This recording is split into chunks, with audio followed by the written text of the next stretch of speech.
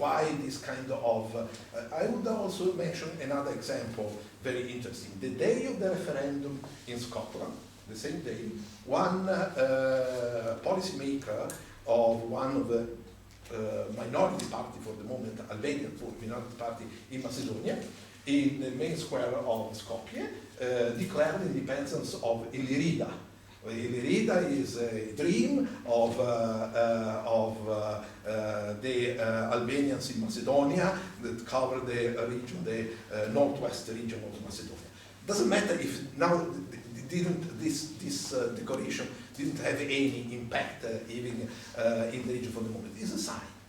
Symbolically, it's a sign that a mechanism is again underway. And now the question is, what is behind? Why this kind of mechanism? In my view, this is the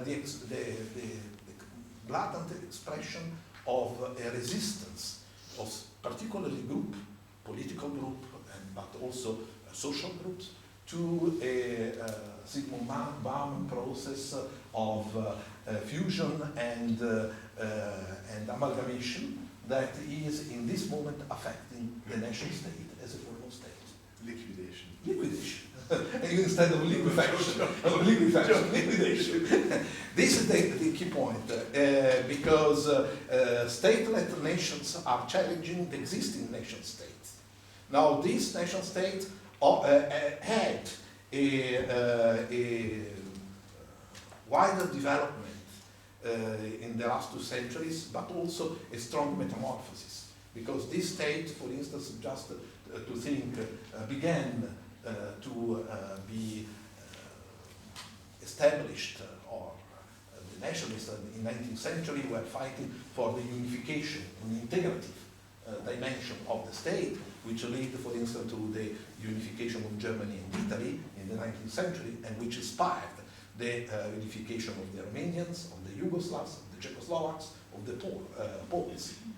But then there is also another interpretation of the nation which is connected to the ethnic dimensions and contested this.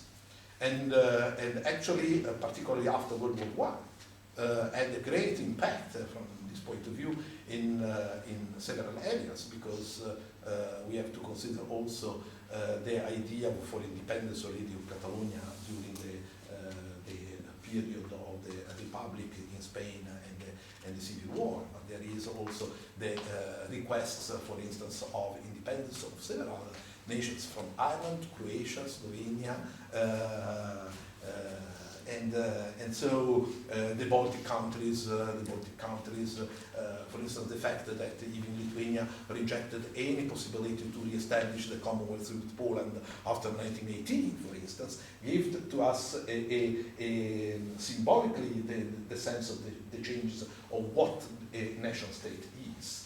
And so it is a matter of fact that Spinelli and Jean Monnet, when they were starting to launch the idea of the European Union, they in particular insisted on the crisis of nation state. And when they were speaking about the crisis of nation state, they had in mind France, Germany, and Italy.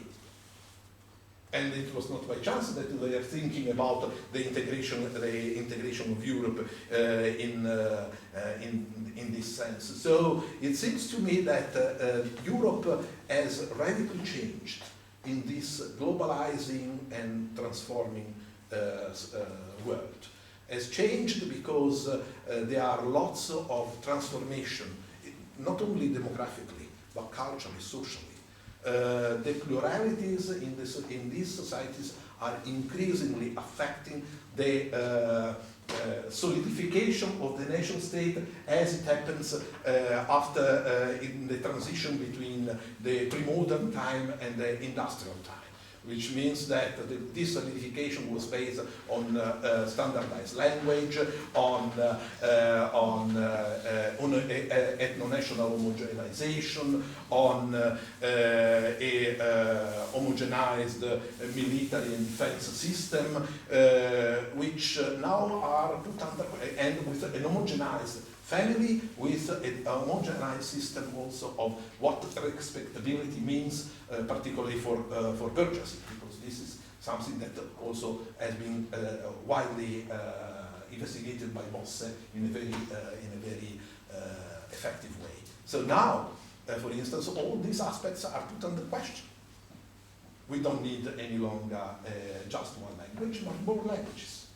The new elite are required to have more languages. With the integration of the European Europe, the melting system of the nation state has been increased, and in my view, particularly on the basis of three main elements: Schengen, Erasmus, and migrations. These three elements have increasingly encouraged the fusion of the nation state, because people move. And this is a great challenge for one of the key aspects of Westphalian sovereignty. That is the capacity of the sovereign to control the population, a fixed population. This fixed population doesn't exist any longer. People move.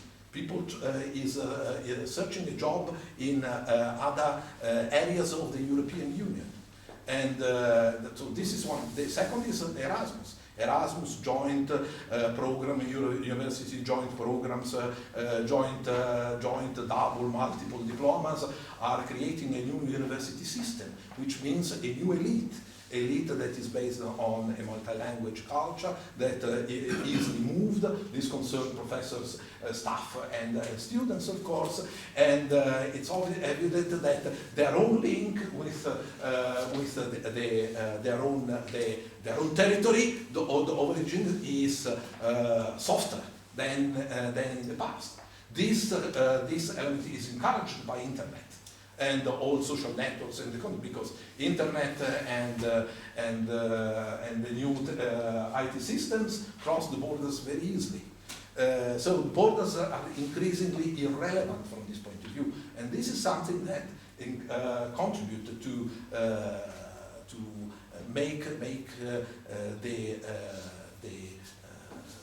sense of belonging to just a nation, or even to protect the nation, very weak. And this is the reason why, in my view, there is this reaction against this process. And this is a reaction that is, let's say, particularly opposed by far rights and populist parties. Which populist party can have also some leftist orientation, for instance, but they basically oppose the common currency, they oppose the mobility of people, because they pretend to protect the job for the local populations, while they try also to oppose the transformations that the medicine of the cultures are in any case radically changing in terms of what the family is. In this sense, and when I'm speaking about family, and I don't think only about the sexual orientations, but I'm thinking also the fact that today family is just made by a single person, or based on the solidarity between an old person and the young person. So this difference between a grandfather and a grandchild, for instance. So these kind of mechanisms change completely the way the life and even identities are becoming increasingly based on métissage, on hybridity, on neo-nomadisms. And these aspects transform completely the sense of belonging within the society. It's clear that those who have no enough, let's say, education or tools for understanding the transformation of the society, these societies react negatively. And this negative reaction is mainly connected to the idea that it's possible to build new walls, to recreate under new territories a protection against the external world that is transforming all these aspects in a comprehensive way, from cultures to habits, from, let's say, even food, despite of the fact that all these changes can be beneficial for markets, for market production, because they diversify the production, and for instance, the fact that to have more religious and more religious prescriptions can have a positive effect in terms of economic development and market products, for instance. So if we look from this point of view, the situation appears to be quite different. But in this sense, in my view, these changes are becoming a great challenge for the idea of democracy, what democracy means. And just to conclude and say that democracy is just a question of rules, of representations, or it is also something that involved the way how diversities are recognized and respected, and democracy comply with these diversities. This is a big challenge, because this required to accept syncretism and heterogeneity within societies that were used because of the national state culture to cope only with homogeneity. And now, is the democracy possible only in monoethnic nations, as it was pretended, for instance, by the Yugoslav warlords, for instance, in the 90s, and getting inspiration from Poland? Or democracy is something that is able to cope with the differences, and within Europe, this democracy is representing a step forward in this sense. I think that this competition between these two different interpretations is one of the key that can allow us to understand where the conflict can be developed in the near future. Thank you for your attention.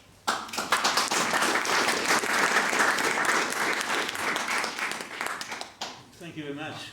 Although you said explicitly that you are just talking about the different side of the northern part of Mediterranean, I would say some of the things what you have mentioned equally going on in front of our eyes on the south as well. I think that the fact that the symbolic thing what ISIS did when they crossed the Syria-Iraqi border is to take a bulldozer and crush the physical line which had been put there by the French and the British together, and created a new community of people. And the reason the Sunnis are taking their sides in Iraq, and suddenly what nobody was thinking a few months ago, that they are able to create a brand new identity. In this case, it's not nation state, but still a value or supposed interest community is happening. So I think it's food for thought what you were saying, that whether the whole system is crumbling or only part of the Euromed region is going through this kind of thing. And one question, I didn't quite get it, that what you were saying, that starting with the lessons learned, and I think you said to avoid what happened in Yugoslavia, right? Yeah, exactly. Assuming that the conservative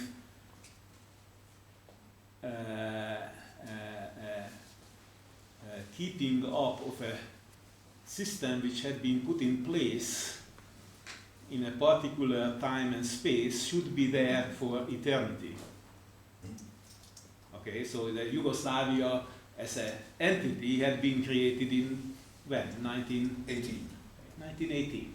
Yes. So just because at that time and space it was created, there are dangers if somebody is taking it apart. Same thing is happening.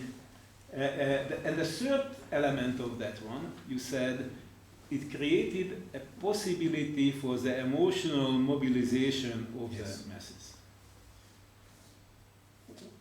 The question is, do you see this third parallel going on when you were not saying the far right or the far left, you were saying only populist and far right, but I would say that clearly in Greece, for example, it's the far left which is making the arguments It's difficult because the Syriza, for instance, still is contesting from a far left position the budget policies of Merkel, but still they want to remain within the European Union. So they have a more radical position than Italy and France in this moment, but they are still within this framework. They are not contesting the persistence of the European Union, which is different with the populist position of, for instance, in Italy, the Five Stars movement, for instance, okay. when they contest even the But my point is more about the emotional mobilization Yeah. potential.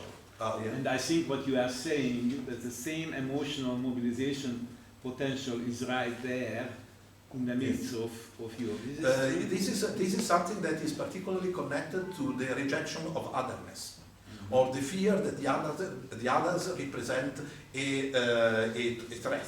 So this is something that this kind of mobilization that began in Yugoslavia is underway every time when we see xenophobia, anti-Semitism, racism emerging in our societies. Not only against the Roma, which is, let's say, in a sense, sorry for the provocative, easier, yeah?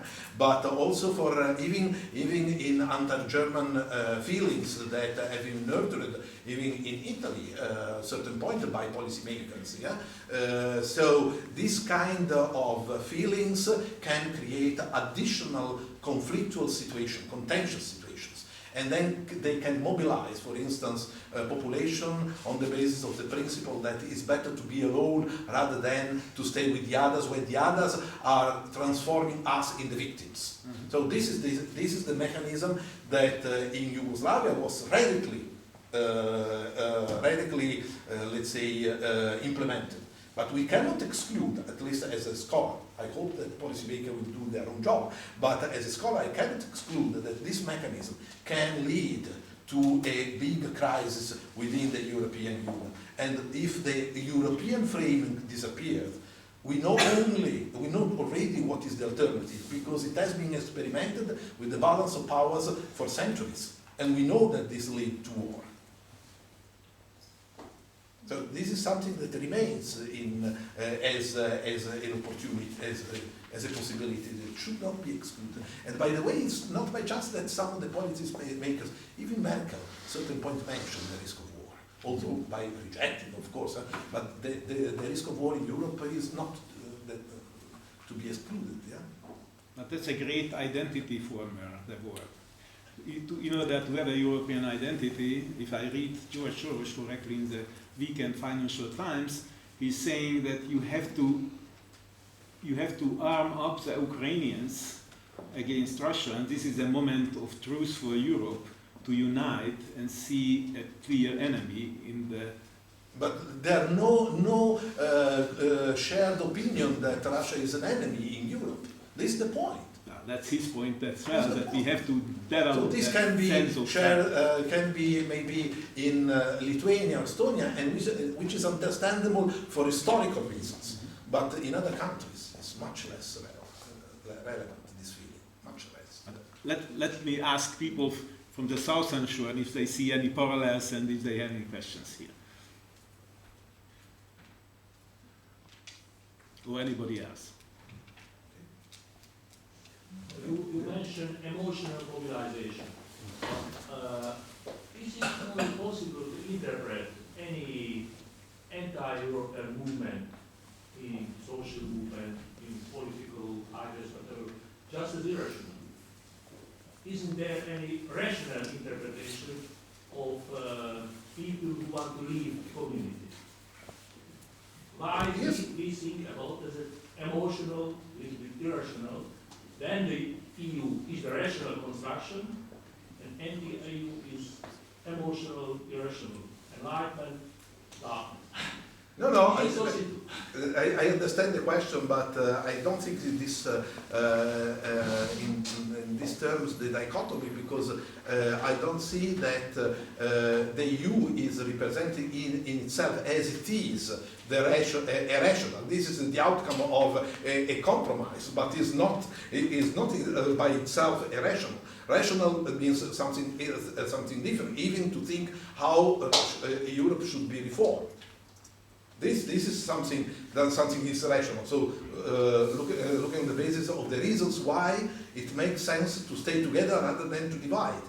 There was, by the way, suggestions during the Convention for the Constitutional Treaty to include in the Constitutional Treaty the way how a certain, let's say, component of the Union could leave the Union. But this didn't happen. But this didn't happen also because the liberal thought is not key to accept the idea of secessions. It is very rare. The paradox is that you could find in the socialist constitution the idea of self-determination, auto-secession, but not necessarily in the liberal constitution. Take, for instance, the case of Spain. Spain is a democratic country. But in any case, the referendum has been declared unconstitutional, and there are no way that the government in Madrid and the Constitutional Court will recognize the possibility of doing something that has been negotiated in Edinburgh, for instance, between Scotland and Great Britain. I don't know to what extent a similar decision will be made in future if Northern Ireland will ask a referendum. What about the US? Yeah. What about the Supreme Court of the US? Would they accept a referendum for California? Yes, for instance. Now, at this point, what is the answer of? And in my view, this is also very important because in my view, it was a great weakness of the liberal thought when, in the moment communism collapsed, liberal thought was unable to offer a pathway for a transition to democracy of the existing federations. Yes. This is a key point. They didn't do anything in order to transform in a democratic federations Yugoslavia, Czechoslovakia, or what was already negotiated in the Soviet Union, because we have to consider that, for instance, Gorbachev was wise enough to negotiate only with some of the republics the Novi SAD Treaty. And in the referendum in March 1991, 9 republics out of 15 went to vote. And all of the 9 were supporting the preservation of the Union under the new treaty. Now, in this case, this means that Gorbachev was ready already to accept that Armenia or Lithuania goes out from the federation. So now nothing has been done in this moment when the communism collapsed in order to make this federation, to transform this federation in democratic federations, which would have an impact also in Europe and for a positive impact, in my view, also for the process of the European integration. This is a lack of rational thinking, let's say, what is useful. But, you know, in order to be, when anti-communism was so relevant for the West, the Western leadership didn't think what could have been after that in future. So this for instance. So in this sense, I think that thinking rational means thinking what is useful for the future and transform it, because in any case all the human constructions are under transformation, and all the human construction at a certain point disappear. If the Roman Empire disappear, whatever, everything can disappear in a sense, no? Ancient Egyptian disappears. So why we can take it for granted that, I don't know, Russia, China, United States will survive forever, in principle. There are no reason why to think about that. So the question is, on the basis of reason, how to avoid emotional reactions when we have to cope with the social realities and the social transformations that are imposed worldwide. This is the point. Yeah. Also, I mean, these last sentences of you were more or less what I wanted to ask, but you gave a nice summary of more or less the present, recent European developments, and there are different periods of time when countries or regions join each other and are willing to join bigger conglomerations. configuration, which is a successful and profitable and really desirable configuration, and there are periods when people start to succeed and make different reformations. And there are, I mean, this last one which you brought up was the Roman Empire. For example, in the Hungarian history, there was a period of 1400, is the kingdom of Matthias, when more or less whole Middle and Central and East Europe belonged to Hungary. I mean, that was a very successful, very strong establishment, introduced the mercenary army, and everyone was very much willing to join it. So that you did not have to fight too much, people were happy to join it. You also mentioned the example of Romania and Moldavia, and if Romania would be so extremely successful and so extremely better living standard and more profitable and so on, then probably Moldavia would has not hesitate and no one would be objecting unification. So now what I saw that your discussion, particularly since the middle of around 2005 or 7, now this secession type of development in Europe, particularly in Europe, prime example was Yugoslavia, but I mean all those what you mentioned afterwards, are pointing into the situation that Europe as a whole is actually not going in the direction that everyone is very much willing to join and willing to do the same. Even the example of Hungary is something like that. So now the question is that this is of course not the most optimal situation. We would not like to be in a situation where the dominant process is just falling apart, because that in all the previous examples, when all these big conglomerates did fall apart, that was actually hurting the population especially, and it led to wars. So what my question is, what you did not answer, I believe, that what is the way, or do we have a way to prevent it and to make change this seeming tendency to the opposite? So what exactly? To the opposite, not to fall Europe into pieces, but somehow to make it, of course, if Europe would, the joint Europe would be so much more successful and effective, then no one would make any kind of other organization. But do we have what are the aspects of the behavior of the countries, of the politics, which could somehow support the unification and the joint growth of Europe, contrary to the fact that countries are separate interests and for example, I have one example which I frequently mentioned, that there is this problem between Greece and Germany. Germany gave lots of loans to Greece, much more than it was reasonable. So then somehow Germany, Greece, due to these loans, I mean, they bought Mercedes buses, the whole Greece is full with Mercedes buses, and so on. And then they could not pay it back. Okay, so that was more or less discarded. In my opinion, this is not only the mistake of there is something, in addition. Greece, at certain point, when Germany was claiming back their loans, said, but you have to pay the war damages. You didn't pay the war damages of Italy.